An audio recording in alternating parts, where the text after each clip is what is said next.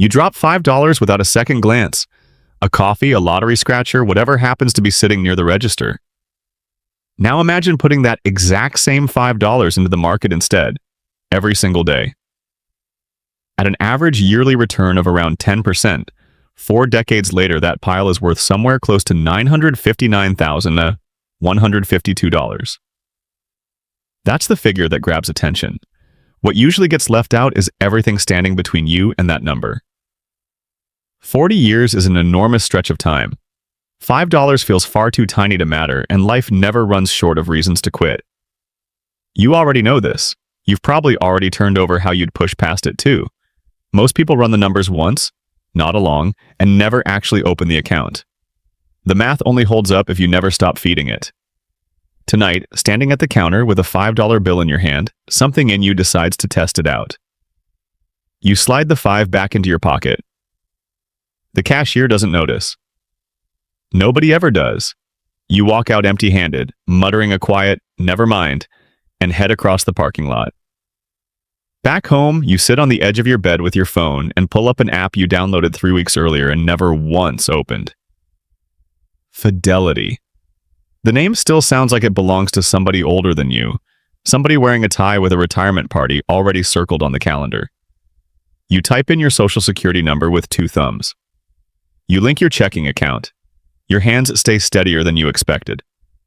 You search for an S&P 500 index fund and land on a 4-letter ticker with an expense ratio so tiny it almost seems pointless to look for. You don't fully grasp what you're buying. What you do understand is that it's 500 companies bundled together, that you can't outguess which ones will win, so you're simply buying all of them. And that this feels less like gambling and more like admitting you were never going to outsmart the market anyway. You set up a recurring purchase, though not exactly $5. The app won't split it evenly across weekends and holidays, so instead, you type in $7.24, scheduled for every single day the market is open, letting the math even itself out to roughly $5 across the full year. It feels like an oddly specific number to commit to. It's also the last time you'll ever have to think about it, assuming you actually leave it alone. You almost don't press confirm. The next morning at the warehouse, Devin is already talking about his new truck before you've even clocked in. A 2026 Ford F-150 XLT, black, financed through the dealership at something around 6-point-something%. He announces the payment like it's a medal, roughly $770 a month, give or take, which happens to be about what new trucks are running everywhere these days, though Devin has no idea that's the going rate. He just knows what hit his bank account, and he's proud of it. You don't blame him one bit. It's a genuinely good-looking truck. You don't mention the app sitting on your phone. There's nothing worth saying yet. $7.24 doesn't buy you bragging rights. Later that week, HR sends around the open enrollment packet for the company, 401k, and buried inside the PDF is a small chart almost nobody bothers reading. Average balances by age. The kind of thing tucked in specifically to make you feel something without ever saying it outright. You're 28. The figure next to your age bracket is smaller than you'd like to admit out loud. 5 digits that don't even stretch into 6. For a second, you feel exactly the shame that chart was engineered to produce. You close the PDF without finishing it. You think about Devin's truck parked outside, the payment sticker tucked somewhere in his glove box, worth more every single month than your rent used to run 2 years back. You think about the $5 bill you didn't spend. You think about how neither decision is going to matter tomorrow or the day after, or probably for a long stretch after that. That's the part nobody warns you about going in. How little any single day of this will ever feel like progress. Before bed, you open the app one more time just to check, already knowing there's nothing there to see. The purchase hasn't even processed yet. The balance still reads 0. You set the phone face down on the nightstand and kill the light. And sometime between tonight and tomorrow morning, for the very first time, the number actually shifts. 3 months go by before you check it again. You nearly forget the account exists, which is precisely the point, though nobody mentioned it would feel this uneventful. The app sits buried on the second screen of your phone, past the ones you actually bother opening. When you finally tap it open on some random Wednesday during your lunch break in the warehouse break room, the number catches you off guard.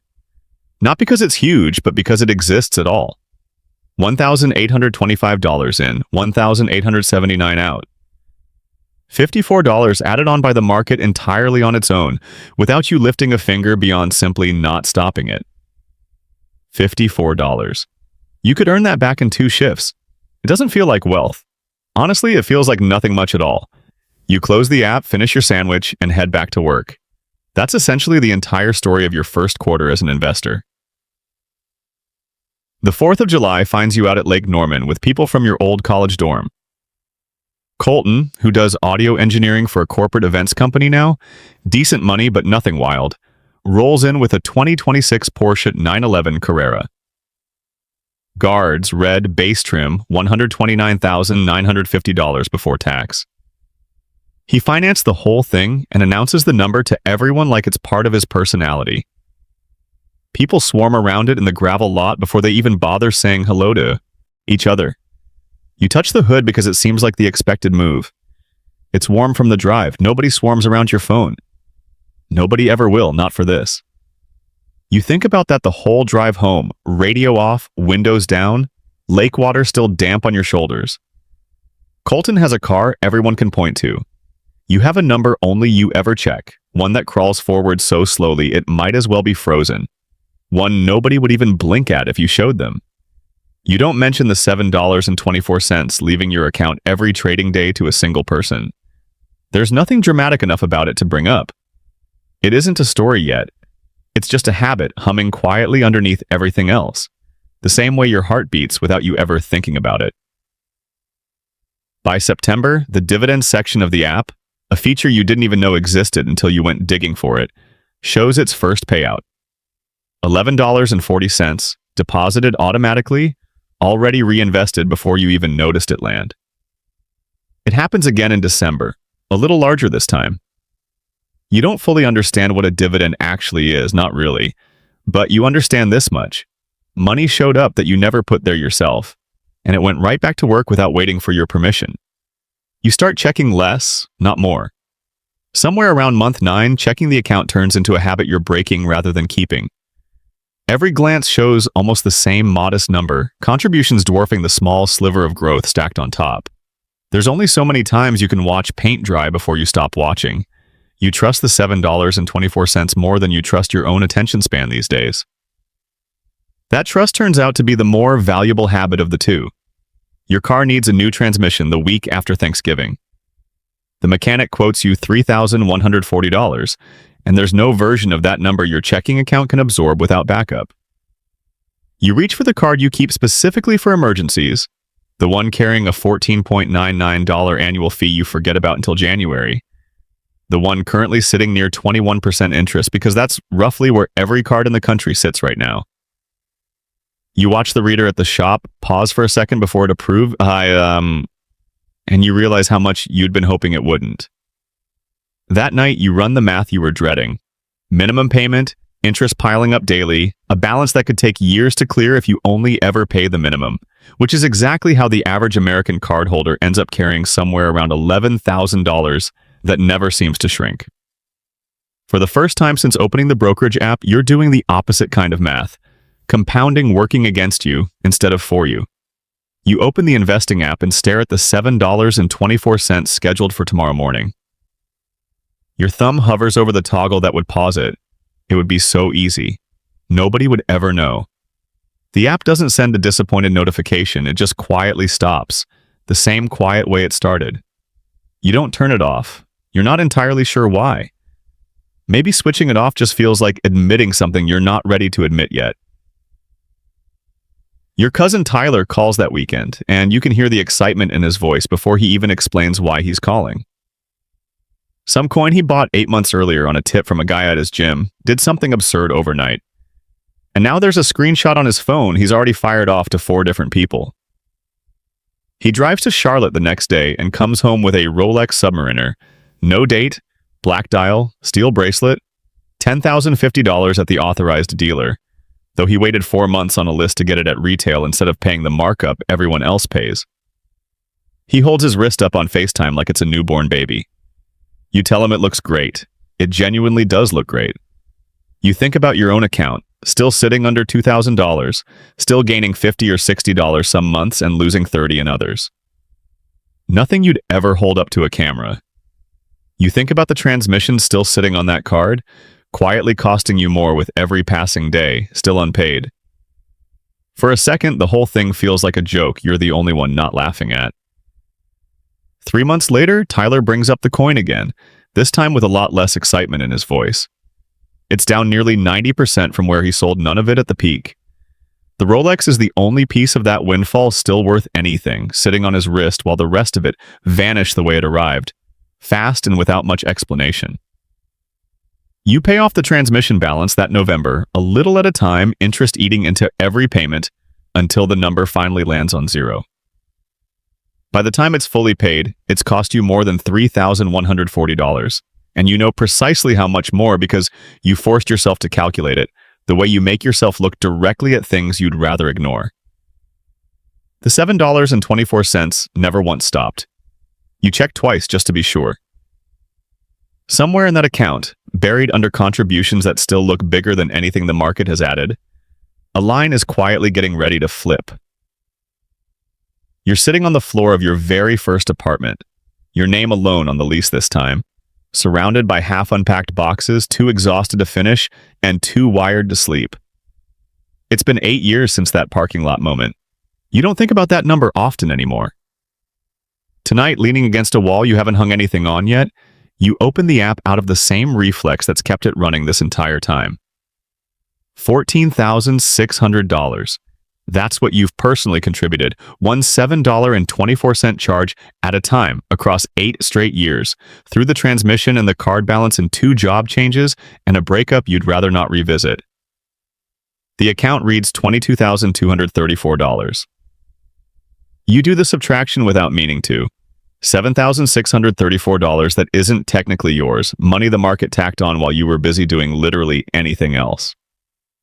You scroll up to the yearly breakdown, a feature you'd never even noticed until tonight, and see that this year alone the balance grew by just over $2,000, more than the $1,825 you actually fed into it. For the first time since you started, the market outworked you. Nobody throws you a party for this. No notification, no confetti animation, no little line of text saying congratulations. The math simply flipped in your favor. You're just a person sitting on the floor of a new apartment, staring at a number that quietly stopped needing you quite as much as it used to. You consider mentioning it to someone, maybe your sister on the phone this weekend. You picture how it would sound said out loud. The market grew my account by more than I put into it this year. You already know the response would be a polite pause, the kind people give when they're not sure what to say back. So you keep it to yourself, the way you've kept most of this, quietly yours without an audience. Later that night, half avoiding the unpacking, you end up scrolling real estate listings the way you sometimes do when sleep won't come. Not because you're buying anything, just to see what other lives look like. A 2-bedroom condo in Miami's Edgewater neighborhood, floor-to-ceiling windows over the bay listed at $649,000. This time you run a different kind of math, the kind that isn't really about the condo at all. A 20% down payment on that place is more than your account has ever held at once. You close the app without feeling much of anything in particular. It's not disappointment exactly, it's more like noticing the distance without needing to close it tonight. You think about the version of yourself from that parking lot, the one who almost didn't hit confirm. He wouldn't recognize this floor, this lease, this number. He also wouldn't feel like he'd done anything especially impressive to earn it. In a way, he'd be right. You didn't do anything spectacular. You just kept not stopping. Your phone buzzes. It's Tyler sending a photo of something new, a boat this time, a small one, bought used off someone he knows. You type back nice and mean it, then go back to unpacking a box of kitchen stuff you don't even remember owning this much of. Before bed, you check the account one more time, the same old reflex it's always been. $22,234. Tomorrow it'll be some other number close enough that you won't even register the difference. That's the part that shifted without you noticing it shift. The waiting used to feel like nothing was happening. Now the nothing is doing most of the heavy lifting. You switch off the light in a room still half full of boxes, in a life that costs more than it used to. That somehow also saves more than it used to. A few tax seasons later, you're filing your own return for once instead of paying someone else to handle it. Sorting through a W-2, a 1099 from some side gig you barely remember taking on. You end up on a retirement calculator you hadn't planned on opening. You type in $7.24 a day, the return rate the app suggests based on the market's long-term average, and a stretch of 40 years just to see what happens. $1,388,852. You stare at it longer than intended. It doesn't feel real yet, not really. It's a projection, a line drawn forward from where you currently stand towards somewhere you haven't reached yet. But seeing it spelled out in a box on your screen still does something to your chest. You've personally contributed a little over $73,000 of your own money to get partway there. The rest of it, assuming the projection holds, the market builds entirely on its own. Then you do the thing that deliberately ruins projections for people because you'd rather know now than get blindsided later. You adjust for inflation. The market's historical real return, meaning the growth left over after prices rise, runs closer to 7% a year instead of 10. You rerun the number, $576,444 in what today's money would actually buy. Less than half. You sit with that for a minute. It's honest, and it stings just a little. It's also still real money, more than most people your age will ever hold at once, adjusted or not. Your coworker Ranatata stops by your desk on her lunch break, phone already out, showing off the new car she just picked up.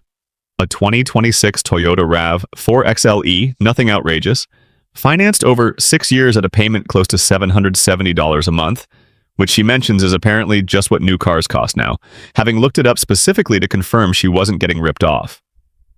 You nod along. You don't run the math out loud, but you do it anyway, the way you can't stop yourself from doing these days. Her car payment alone is roughly 5 times what leaves your account each month for the fund you just projected 40 years into the future. She asks if you want to grab dinner somewhere nice after work, and you go, because you're not trying to live like some monk about all this. You split a check that comes to $94 for the two of you, which barely registers against what you now know.